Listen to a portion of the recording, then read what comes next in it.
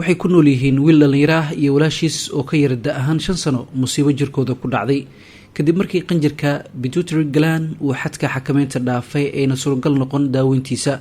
pituitary gland waa qanjir yar oo ku dhegan maskaxda soona daaya hormoono waxaa loo yaqaanaa aabaha qanjirada wuxuu xukumaa shaqaynta qanjirada kale ee jirka.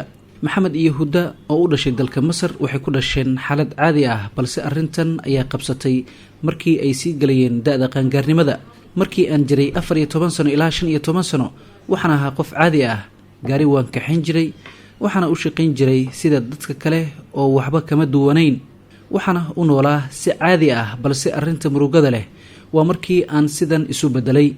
lugahayga si dhaqsi leh ayay bilaabeen inay u kobcaan, welina way weynaanayaan, waana sii dheeraanayaa.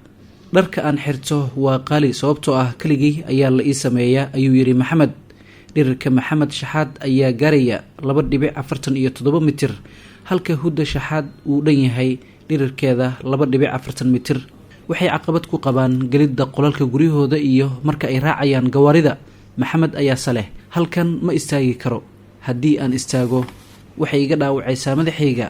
markii aan halkan jiifto kadibna hurdada ka soo tooso way i waxyeelanaysaa, ayuu raaciyey hadalkiisa. hooyada dhashay maxamed iyo huda ayaa sheegtay in aabahood uu dhintay 24 sano ka hor, iyadana ay garab u tahay caruurteeda. maxamed waa 34 sano jir halka hudana ay da'deedu dhan tahay 29 sano. waxaan u rajaynayaa caruurteeda maxamed iyo huda inuu alle caafimaad taama siiyo. mararka qaar huda kama soo kacdo halkii ay ku soo toostay, xaalad caadi ah ayay ku dhasheen, laakiin sanadihii qaangaarnimada ay ku dhowaayeen ayay bilaabatay in sidan uu u weynaado jirkooda. huda iskuulka way iska nacday balse maxamed wuu sii watay waxbarashadiisa, ayay tiri. qofna ma doonayo inuu i shaqaalaysiiyo.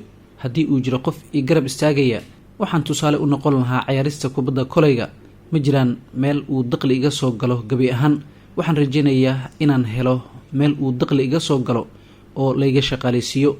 keliya waxaa ka dheer labadan walaalo nin la yidhaahdo suldaan oo ku nool dalka Turkiga, kaasoo dhirkiisu dhan yahay 2.51 mitir. huda iyo walaalkeed maxamed weli laguma darin buugga diiwaangelinta dhacdooyinka cajiibka leh ee Guinness World Records.